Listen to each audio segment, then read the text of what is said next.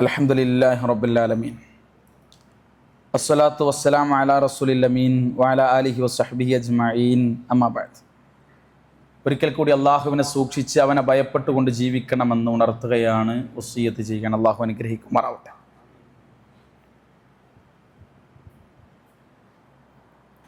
നാം മനസ്സിലാക്കിയതുപോലെ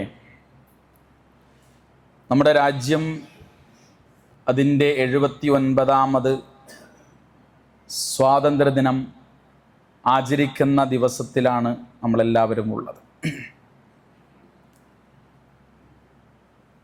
ഇന്ത്യയിൽ ജീവിക്കുന്ന വിശ്വാസികൾ എന്ന നിലക്ക്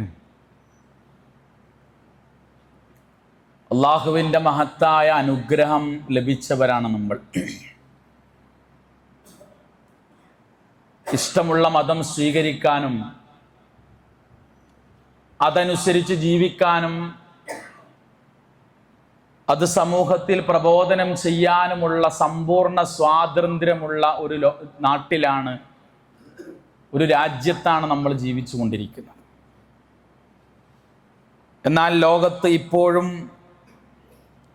സ്വാതന്ത്ര്യത്തിൻ്റെ സുഖമറിയാത്ത അനേകം മനുഷ്യർ ജീവിക്കുന്നുണ്ട്.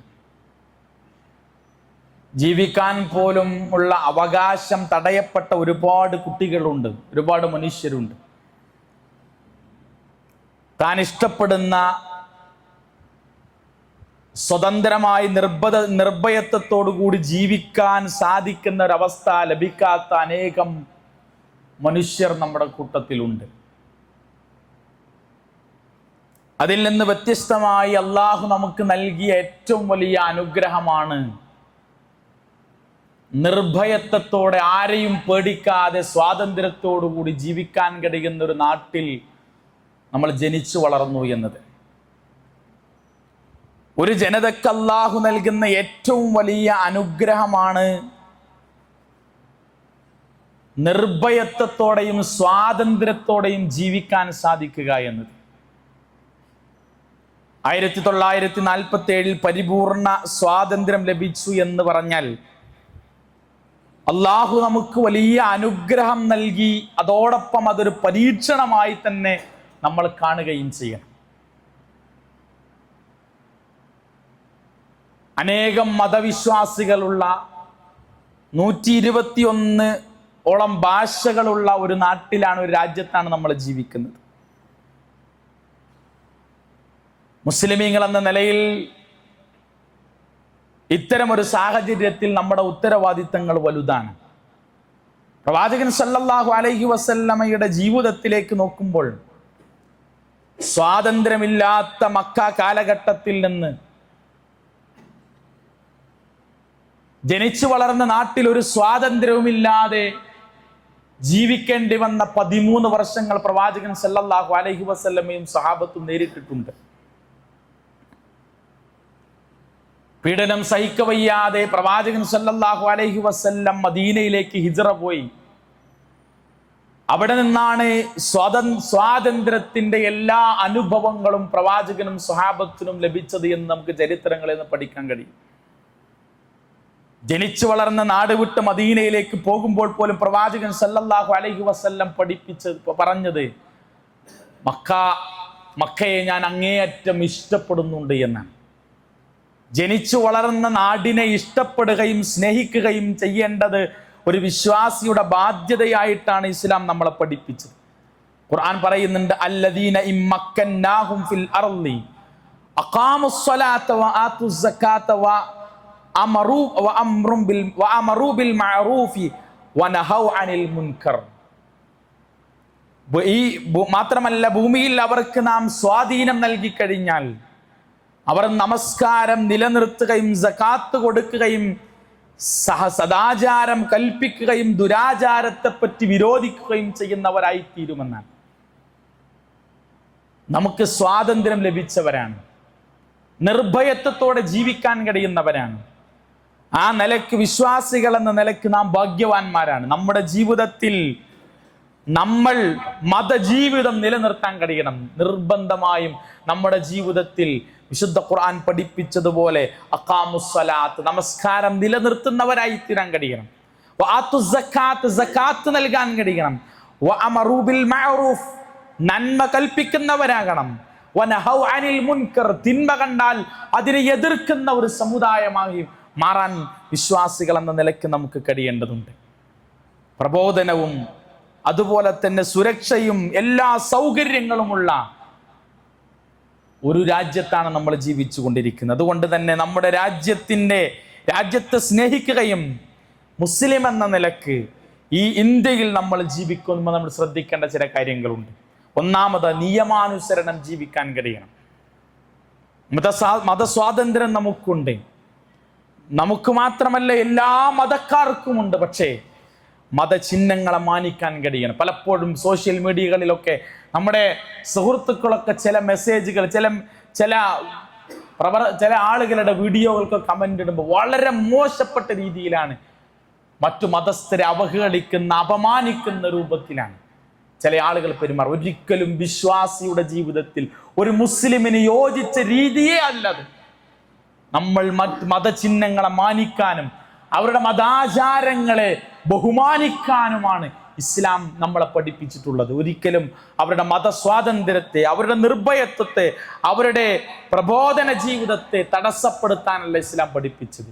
എല്ലാവരെയും ഉൾക്കൊള്ളാൻ കഴിയണം. അങ്ങനെ ഒരു നാട്ടിൽ ജീവിക്കുമ്പോൾ രണ്ട് സൗഹൃദം കാത്തു സൂക്ഷിക്കാൻ കഴിയണം. അയൽക്കാരനെ പരിഗണിക്കുമ്പോൾ അവന്റെ മതം നോക്കാനോ അവന്റെ വിശ്വാസം നോക്കാനോ ഇസ്ലാം പഠിപ്പിച്ചിട്ടില്ല. നമ്മുടെ നാട്ടിൽ ഇന്ന് സ്നേഹവും സൗഹാർദ്ദവും ഒക്കെ നശിപ്പിക്കാൻ ശ്രമിക്കുന്ന പല ആളുകളും പ്രവർത്തിച്ചു കൊണ്ടിരിക്കുകയാണ്. ഇവിടെ സ്നേഹവും സാഹോദര്യവും, ഒരു മുസ്ലിമിന്റെ ജീവിതത്തെ എന്താണ് ഇസ്ലാം പഠിപ്പിക്കുന്നത് എന്ന് നമ്മുടെ അയൽപ്പക്കങ്ങളിൽ, നമ്മുടെ സമൂഹത്ത്, നമ്മുടെ കുടുംബ ബന്ധുക്കളിൽ, നമ്മുടെ ജോലിസ്ഥലങ്ങളിലൊക്കെ ഇസ്ലാമിന്റെ മൂല്യങ്ങളെ പഠിപ്പിച്ചു കൊടുക്കാൻ കഴിയണം. മറ്റുള്ളവരുടെ മതാചാരങ്ങളെ ബഹുമാനിക്കുകയും മാനിക്കുകയും ചെയ്യുന്നതോടൊപ്പം നമ്മുടെ വിശ്വാസങ്ങളെ മുറുകെ പിടിക്കാനും കഴിയുന്ന ആളുകളായി തീരുകയാണ്. അതുപോലെ തന്നെ സാമൂഹിക സേവനത്തിൽ സജീവരാകാൻ നമുക്ക് കഴിയണം. ആരോഗ്യവും ദാരിദ്ര്യവും വിദ്യാഭ്യാസം പോലെയുള്ള കാര്യങ്ങളിൽ നമുക്ക് കഴിയുന്ന സംഭാവനകൾ, സേവനങ്ങൾ ചെയ്യാൻ വിശ്വാസികൾ എന്ന നിലയ്ക്ക് നമുക്ക് കഴിയണം. അതൊക്കെ നമ്മുടെ രാജ്യത്തോടും നമ്മുടെ സമൂഹത്തോടും നമ്മുടെ സമുദായത്തോടും ഒക്കെയുള്ള ഉത്തരവാദിത്തമാണെന്ന് തിരിച്ചറിയണം. ഞാൻ നേരത്തെ സൂചിപ്പിച്ചതുപോലെ എവിടെയും വിശ്വാസികൾ എന്ന നിലയ്ക്ക്, മുസ്ലിം എന്ന നിലയ്ക്ക് വിവേകബോധത്തോടു കൂടിയായിരിക്കണം നമ്മൾ പ്രതികരിക്കേണ്ടത്. വിവേകത്തോടു കൂടിയായിരിക്കണം പ്രതികരിക്കേണ്ടത്. ഒരിക്കലും എടുത്തു ചാടി പ്രതികരിക്കുന്ന ആളുകളെയും മതത്തെയും മതാചാരങ്ങളെയും മതചിഹ്നങ്ങളെയും ആക്ഷേപിക്കുന്ന, അവഹേളിക്കുന്ന, തെറിവിളിക്കുന്ന, മോശം പറയുന്ന വിശ്വാസികളായി തീരരുത്. മുസ്ലിമിന്റെ ക്വാളിറ്റി എന്ന് പറയുന്നത് അവൻ നല്ല മനുഷ്യനാണ്, അവൻ മറ്റുള്ളവരെ മാനിക്കുന്നവനാണ്, അവൻ മറ്റുള്ളവരെ ബഹുമാനിക്കുന്നവൻ. നമുക്കറിയാം, പ്രവാചകൻ ഒരു അമുസ്ലിമിന്റെ മൃതദേഹം കൊണ്ടുപോകുമ്പോൾ എണീറ്റ് നിന്നപ്പോൾ സ്വഹാബത്ത് ചോദിച്ചു, നബിയെ, അതൊരു അമുസ്ലിമിന്റെ മൃതദേഹമല്ലേ? റസൂലുള്ള പഠിപ്പിച്ചത് അതൊരു മനുഷ്യനാണ് എന്നാണ്. ഈ മൂല്യം പഠിപ്പിച്ചൊരു മതത്തിന്റെ അനുയായികൾ എന്ന നിലയ്ക്ക് എല്ലാവരെയും ഒരുപോലെ കാണാനും അവരുടെ വിശ്വാസങ്ങളെയും മൂല്യങ്ങളെയും മാനിക്കാനും, അതിനെ പിന്തുടരാനല്ല, അതിനെ മാനിക്കാൻ കഴിയണം.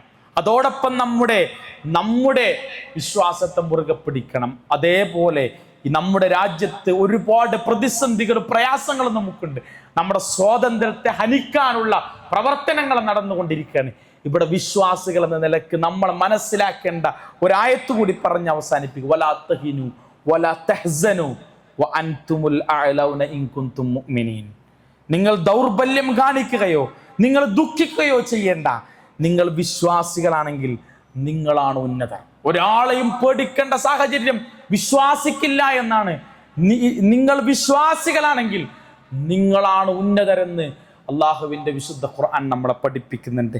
ആ ആയത്തിന്റെ ധൈര്യത്തിൽ ആരെയും ഭയപ്പെടാതെ റബ്ബിനെ മാത്രം ഭയപ്പെട്ട് ജീവിക്കുന്ന ഒരു ജീവിതം നമുക്കുണ്ടാകണം. രാജ്യസ്നേഹമുള്ളവരാകണം, രാജ്യത്തിന്റെ നിയമങ്ങളെ പാലിക്കുന്നവരാകണം. സ്വാതന്ത്ര്യത്തോടു കൂടിയും നിർഭയത്വത്തോടു കൂടിയും സമാധാനത്തോടു കൂടിയും ജീവിക്കുന്ന ഒരു അന്തരീക്ഷം മുസ്ലിം എന്ന നിലക്ക് നമ്മളിൽ നിന്ന് മറ്റുള്ള എല്ലാവർക്കും ഉണ്ടാകണമെന്നാണ് ഓർമ്മപ്പെടുത്താനുള്ളത്. അള്ളാഹു അനുഗ്രഹിക്കുമാറാവട്ടെ. അള്ളാഹു സുബ്ഹാനഹു വ തആല നമുക്ക് ലഭിക്കുന്ന ഈ നിർഭയത്വവും സമാധാനവും സ്വാതന്ത്ര്യവുമെല്ലാം കാലാകാലം നിലനിൽക്കാനുള്ള സഹായം അള്ളാഹു നമുക്ക് എല്ലാവർക്കും നൽകി അനുഗ്രഹിക്കുമാറാവട്ടെ. അള്ളാഹു നമ്മിൽ നിന്ന് വന്നുപോയ എല്ലാ ചെറുതും വലുതുമായ തെറ്റുകുറ്റങ്ങൾ പുറത്തുമാപ്പാക്കി തരുമാറാവട്ടെ. അള്ളാഹു ചെയ്ത എല്ലാ